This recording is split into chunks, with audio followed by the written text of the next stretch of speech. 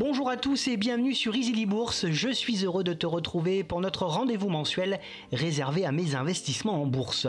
Ce mois-ci, j'ai fait de bons petits arbitrages sur mes plans épargne en actions PEA et sur mes deux comptes titres. Et dans cette vidéo, je vais tout te détailler, notamment ce que j'ai vendu et ce que j'ai acheté. Que tu sois curieux ou à la recherche d'idées pour optimiser ton propre portefeuille, cette vidéo peut peut-être t'inspirer. Avant de commencer, si jamais tu n'es pas encore abonné et que tu apprécies mes vidéos, alors n'hésite pas, c'est totalement gratuit, ça me fera super plaisir et c'est le meilleur soutien que tu peux apporter à la chaîne. Comme broker, personnellement, j'utilise Trade Republic pour mon CTO, sur lequel tu peux désormais aussi ouvrir un PEA, et Boursobank pour mon PEA, qui offre un peu de pesetas à l'inscription en utilisant les liens présents sous la vidéo. Commençons par un petit point sur la situation actuelle. Malgré le foutoir qu'il règne encore dans notre pays, où l'on se demande s'il y a encore un capitaine aux commandes, le début d'année est plutôt bon d'un point de vue boursier. En effet, le marché semble, au moins temporairement, s'être accommodé des incertitudes politiques et économiques actuelles, préférant positiver à court terme avant l'arrivée de résultats d'entreprises attendus comme saignants. Côté US, la mauvaise nouvelle est venue de la Chine, avec l'avènement de l'intelligence artificielle DeepSeek que tout le monde connaissait depuis des mois, mais qui miraculeusement depuis le 27 janvier est devenue une menace pour toute la tech US. Bref, il n'en est rien, et cela ressemble plus à une bonne manipulation et un excellent sens du timing. Pile poil au moment où les États-Unis décident d'injecter 500 milliards de dollars dans l'intelligence artificielle. Un hasard sans doute. Parlons peu, mais parlons bien. Voyons maintenant la répartition au sein de mon portefeuille qui a évolué ce mois-ci. Mon investissement en actions européennes via le PEA et le PEA PME représente 70%. Mon investissement en actions américaines 25% via les deux CTO. Et mon investissement en ETF 5% via les PEA et CTO. Puis enfin mon investissement en crypto-monnaie ne représente temporairement plus rien du total de mon portefeuille boursier. Allez, on rentre maintenant dans le vif du sujet avec mes premiers arbitrages sur les PEA. A noter que depuis le 20 décembre, le CAC 40 se porte plutôt bien, avec une belle tendance haussière. Au moment où j'enregistre cette vidéo, il réalise une très belle performance en janvier. Tout comme le mois précédent, au sein des PEA, je n'ai procédé à l'ajout d'aucun nouveau titre, mais j'ai procédé à deux ventes ce mois-ci. En effet, j'ai profité de bonnes occasions en début de mois pour renforcer quelques positions et racheter les titres suivants. Eiffage avec deux titres à 82,50 €, Capgemini avec deux titres à 155 €, L'Oréal avec un titre à 330 €, LVMH avec deux titres à 613 €, Arkema avec 5 titres à 70,75 €, Pernod Ricard avec deux titres à 102,80 € et Rémy Cointreau avec deux titres à 52,80 € également. Pour ce qui est des ventes, je me suis séparé de Technip Energies qui a connu une très belle progression. J'ai soldé ma position à 27,60 €, empochant au passage une belle petite plus-value de 31%. C'est une valeur à laquelle je crois beaucoup et je compte bien y revenir lors d'une prochaine correction. J'ai revendu également l'intégralité de ma position française des jeux à 37 €, car après avoir échoué sur sa résistance des 39 €, le titre corrige depuis quelques semaines. Cela me permet de récupérer une petite plus-value de 9%.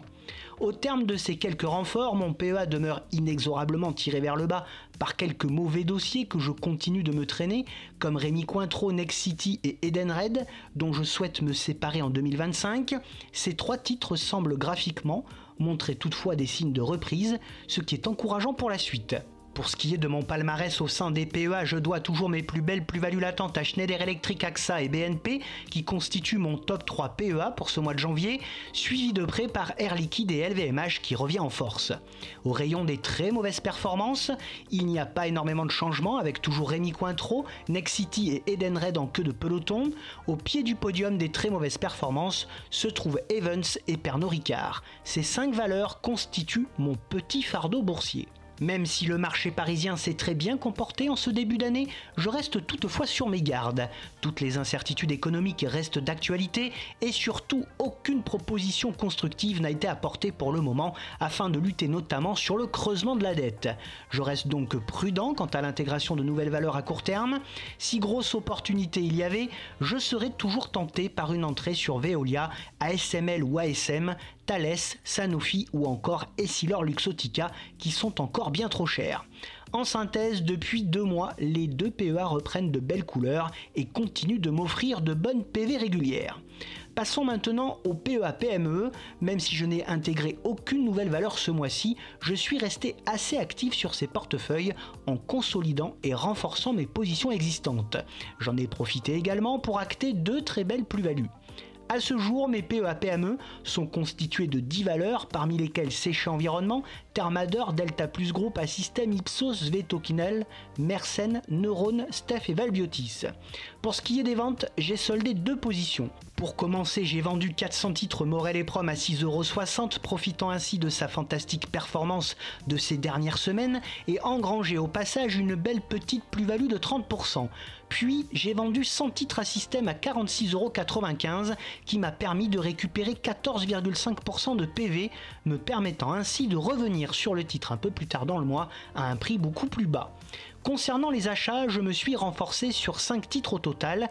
Tout d'abord 6 titres Séché Environnement au prix de 70 €, 5 titres Ipsos à 44 €, 20 titres Mersen à 19,30 €, 5 titres Vetokinol à 65 € et pour finir 40 nouveaux titres à Système à 35,80 €. Au risque de me répéter, l'embellie sur les small caps n'est toujours pas d'actualité et ce secteur manque cruellement de liquidité.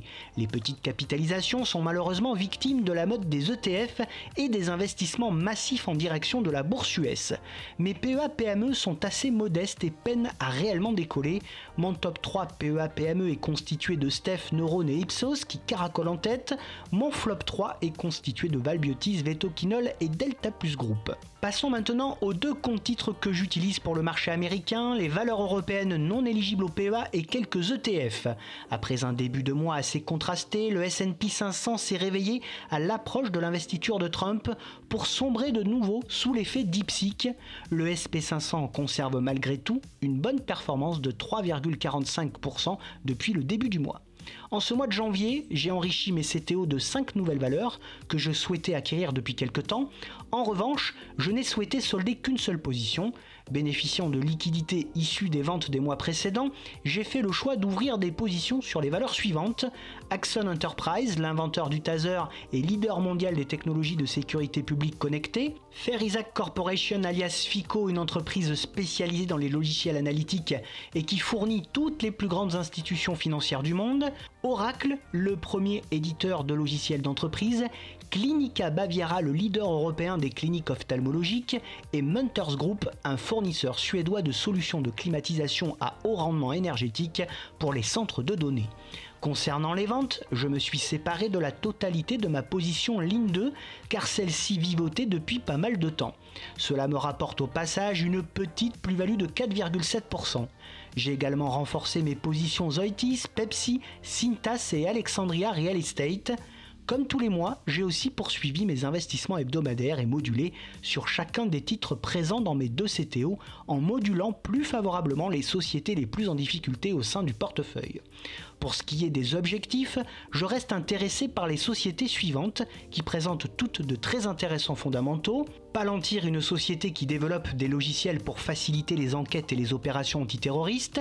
CME Group, une belle entreprise financière américaine. Ou encore UiPath, une société de logiciels d'automatisation d'entreprise et d'intelligence artificielle.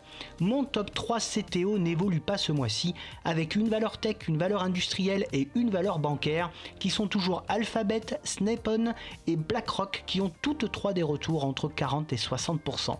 Mon flop 3 CTO est constitué de Genuine Parts, Alexandria et Merck avec des retours de -7 à -10%. Les 2 CTO sont en pleine forme et sont les locomotives de mes investissements boursiers.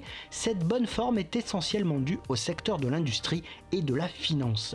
En ce qui concerne les ETF, j'ai poursuivi ma stratégie en continuant mes achats sur les 5 ETF que je possède déjà, avec sur le PEA, avec un DCA mensuel, le BNP Easy S&P 500 ticker ESE qui offre un retour de plus 36%, le iShares World PEA ticker WPEA qui offre un retour de plus 15%, Sur le CTO via un DCA hebdomadaire, le iShares MSCI Emerging Market qui offre un retour de plus 1%, le iShares Edge World Quality qui offre un retour de plus 4% et le iShares MSCI India qui offre actuellement une contre-performance de moins 8%. Je continue également d'investir en DCA sur les secteurs des métaux via les ETF, Wisdom Tree Copper pour le cuivre qui gagne près de 4,6% ce mois-ci et sur lequel je gagne 2%, l'iShares Physical Gold pour l'or qui est proche des plus 3,8% ce mois-ci et qui m'offre un retour de plus 12%, et enfin je conserve le Wisdom Tree Nickel qui gagne plus 0,6% ce mois-ci mais sur lequel je perds 16% actuellement.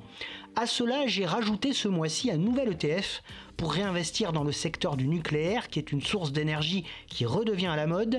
Il s'agit du Vanek Uranium and Nuclear Technologies ticker NUKL.